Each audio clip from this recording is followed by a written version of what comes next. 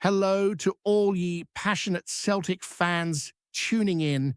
We're back with another deep dive into everything happening at Celtic Park, and there's no shortage of news to get through today. First off, a massive shout out to the new subscribers joining our community. It's incredible to see the support growing stronger by the day.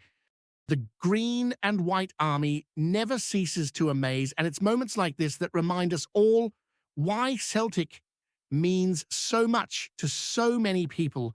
Now, let's get straight into what's dominating the headlines this week, starting with a story that feels almost too good to be true. The talk of the town has, of course, been Kyogo Furuhashi. It's been a long wait for the Hoops faithful since he left nearly a year ago, and rumors have started swirling that Celtic are eyeing a sensational return for their former striker. Yesterday, reports hit the media suggesting that Kyogo could be coming back on loan from Birmingham City just in time for a crucial clash with Dundee United. The very notion of replacing Kyogo with Kyogo has sparked quite the debate, and it's a storyline that blends nostalgia with a dash of chaos because, let's face it, it's a little bit bonkers, yet somehow completely plausible. From the details circulating, it seems Celtic Chiefs have spent the last 24 hours exploring a potential deal, and manager Martin O'Neill has made it clear that squad reinforcements are essential. Still, not everything is straightforward. A separate report highlights that convincing Kyogo to return to Scottish football could be a challenge. He's reportedly settled at Birmingham City, earning a tidy £40,000 a week, and while the lure of Celtic is strong, it's not guaranteed he'll be persuaded to leave the English game just yet. The financial gap alone is a factor, and there's also the personal desire to fight for his place in the Championship, which complicates matters further. Birmingham City's manager Chris Davies weighed in, stressing that Kyogo is currently enjoying regular game time and contributing to the squad. He's our player, and the plan is for him to keep developing here, Davies said, making it clear that there's no pressure for a transfer at present.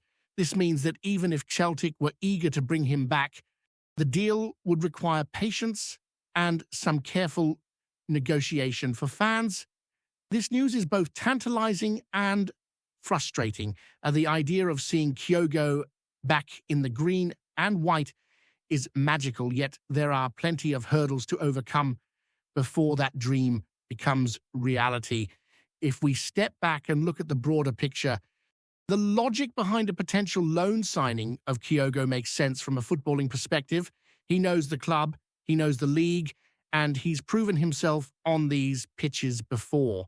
While he may not immediately return to his peak form, the familiarity with Celtic Park and the support of the fans could be just the spark needed to reignite his career. Comparisons have already been made with the current options up front, and frankly, Kyogo's experience and proven goal-scoring record would be a notable upgrade over some of the alternatives currently available in the squad. Yet, there's a wider concern here about Celtic's recruitment strategy. This isn't the first time the club has turned to a former player to fill a void. While it can bring short-term rewards, it also raises questions about the level of imagination and long-term planning at the club. Celtic's board have had ample time to identify and secure a fresh striker, and relying on nostalgia rather than scouting a new talent might indicate a shortfall in strategic vision. That said, the emotional pull of Kyogo's return is undeniable. Fans remember his 8-5 goals in 165 appearances, along with the 8 major honours he helped secure, and there's a certain comfort in knowing that a familiar hero could step back into the fold. Meanwhile, Celtic's transfer window is still buzzing with activity beyond the Kyogo rumours. The club have already secured Bournemouth right-back Julian Araujo on loan, a move that adds depth to the defence. In addition, discussions are reportedly underway for Ivorian right-winger Jocelyn Tebby, a young talent seen as one for the future. While Tabby's arrival might not instantly revolutionize the squad, it represents a long-term investment in the attacking line. Alongside Tabby, Celtic are likely to add another right-sided attacker and two strikers before the window closes. Whether Kyogo is one of those forwards or not, it's clear the club are actively seeking reinforcements to bolster the squad for the remainder of the season. The proposed addition of Jocelyn Tabby hasn't been without controversy. Reports have emerged of political and ethical concerns surrounding his current club in Israel, highlighting the complicated nature of modern football transfers. Celtic will need to navigate this carefully, ensuring that the move aligns with the club's values while still strengthening the squad. Similarly, other potential signings like Nacho La Quintana from Red Bull Bragantino have generated interest, with the possibility of a loan with an option to buy being explored. These negotiations are ongoing, and the recent managerial change with Martin O'Neill stepping back in May influence how these deals ultimately unfold. Off the pitch, there's also movement among Celtic's younger talent. Midfielder Sean McArdle has returned from a loan spell, having made 6 appearances for his temporary club, and he recently scored in a B-team outing against Caledonian Braves. With his contract expiring at the end of the season, McArdle now has the freedom to explore pre-contract options elsewhere, making him one to watch for the future. Meanwhile, interest from Dundee for Kobe Donovan continues to simmer, a player who could benefit from a loan move to gain experience while helping another Premiership side. Celtic's depth, particularly at right-back, means that while they are cautious about letting talent leave, such moves could be mutually beneficial if handled wisely. On the international front, it's been interesting to see former Celtic manager Brendan Rodgers finding success abroad. His Al Nassr side has secured victories in the Saudi Pro League, including high-profile clashes with players like Cristiano Ronaldo, Joao Felix, and others. Rodgers' ability to adapt and succeed in a new environment speaks to his tactical acumen, and it's fascinating for Celtic fans to watch his journey from afar. Similarly, Henrik Larsson's recent appearance discussing club legends is a must-watch, offering insights into players like Lubel Marovic and providing a nostalgic glimpse into the history of Celtic that resonates with supporters across generations. Looking ahead to tomorrow's fixture against Dundee United, there's a sense of cautious optimism around Celtic Park. With Martin O'Neill back at the helm, fans are hopeful for a return to solid home performances. While the style may not always be dazzling, the priority is clear. 3 points are essential. The team's recent struggles under the previous management have left no room for error, and there's every expectation that Celtic will rise to the occasion, combining tactical discipline with the energy and passion that the home crowd consistently delivers. The narrative around Kyogo's potential return, combined with the ongoing transfer activity and managerial shifts, paints a picture of a club at a crossroads. Decisions made now will have a lasting impact on the remainder of the season, and supporters are rightfully invested in every development. Celtic's ambition to compete both domestically and in Europe hinges on smart recruitment, tactical clarity, and the ability to inspire players, old and new, to give their best on the pitch. As the window continues to unfold, it will be fascinating to see how the pieces come together, whether it's the reintroduction of a familiar hero like Kyogo or the integration of fresh talent eager to make their mark in the green and white. As the transfer window rolls on, the pressure is mounting for Celtic to make decisive moves. Beyond the potential return of Kyogo, the club are actively monitoring multiple options to strengthen the squad, particularly in attack. The buzz around Ivorian winger Jocelyn Tabby continues to build, and while he may not yet be the finished article, his pace and directness could offer a spark on the right flank. Supporters are keen to see how he adapts to Scottish football, where intensity and physicality are part of the daily grind. Tabby's ability to link up with established forwards and adapt quickly to the Premiership's demands will be critical if Celtic are to maximise his potential.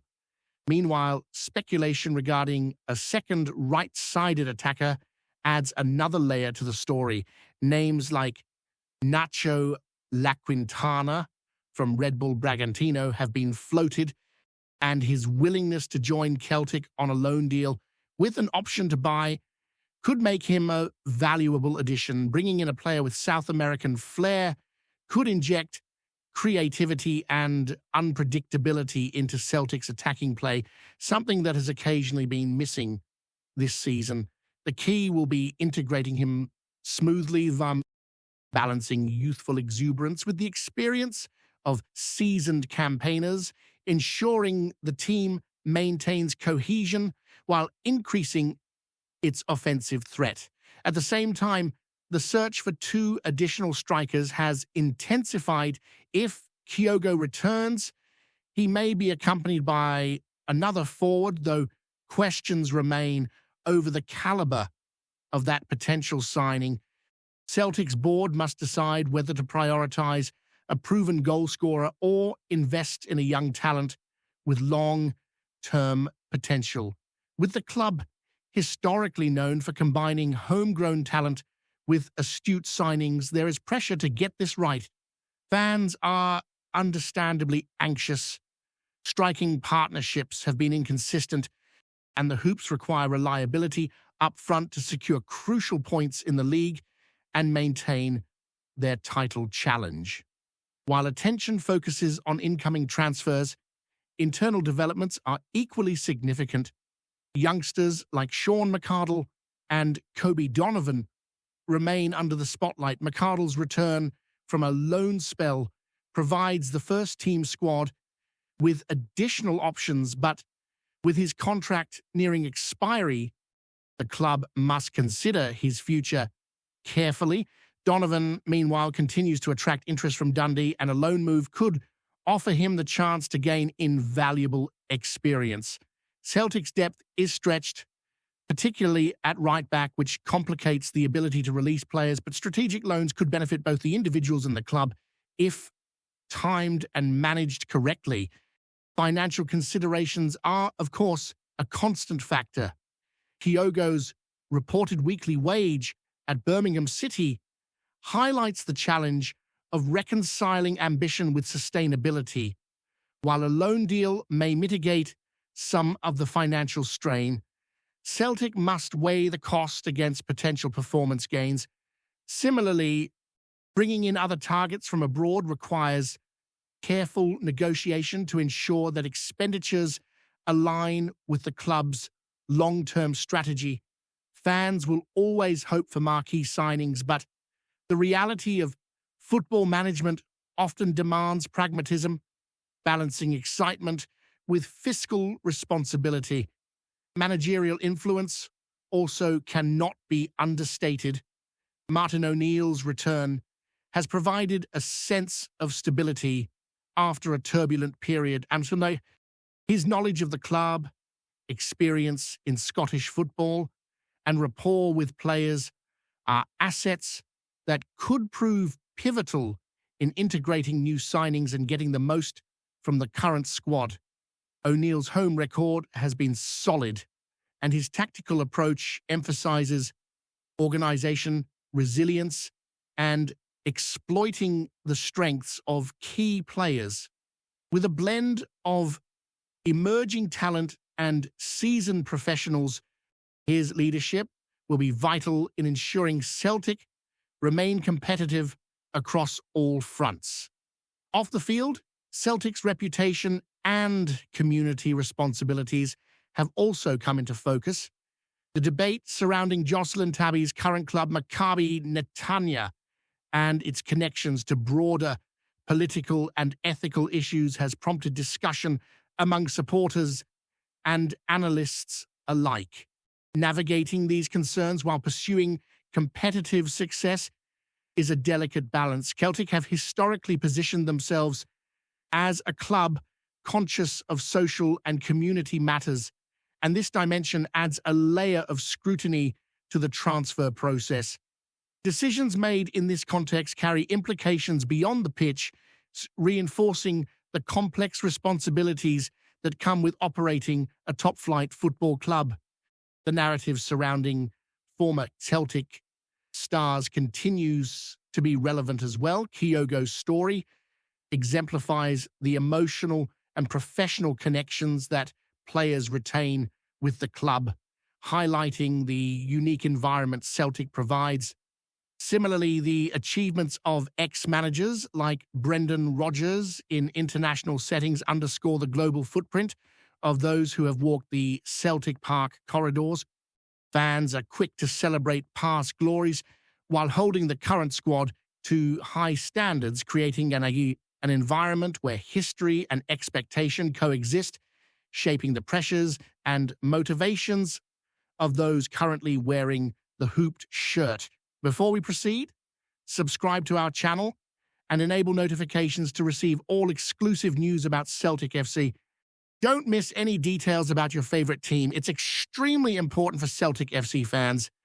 Whispers around Parkhead have grown louder in recent days, with Ben Godfrey's name increasingly mentioned in connection with a possible move to Celtic. While nothing has been made official, the speculation alone has been enough to stir debate among supporters and pundits alike, many of whom see the English defender as a natural fit for the Scottish champions' demands at the back. Godfrey's profile ticks plenty of boxes that Celtic are believed to be prioritising. Strength in the challenge, recovery pace across the turf, and the ability to defend large spaces are qualities that have become almost essential in Glasgow, particularly with a side that likes to play on the front foot. The idea of a centre-half who can step out, cover wide areas, and still dominate aerially is an attractive one, especially in a league where physical duels and quick transitions are never far away. Sources close to the situation suggest that Celtic's recruitment team have been monitoring defenders who can cope not only with domestic battles, but also with the intensity of European nights. Godfrey, still at a good age and with top-level experience behind him, fits that mold. There is a sense that a change of scenery could reignite his momentum, and Parkhead has often proven to be the place where careers find fresh energy. Supporters, meanwhile, are split between excitement and caution. Some see the potential signing as a statement of intent, a signal that Celtic want more power and athleticism in their defensive line.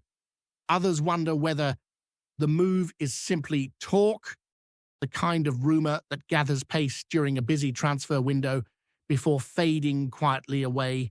For now, it remains firmly in the realm of speculation. Yet, in football, rumours often carry a grain of truth, and the idea of Ben Godfrey pulling on the green and white has just enough substance to keep tongues wagging across Glasgow. Whether it develops into something more concrete is a story that continues to simmer. Hello, fan. Don't forget to like and subscribe to the channel, as it means a lot to Celtic FC. Also, share your opinion about the news in the comments below. See you in the next video.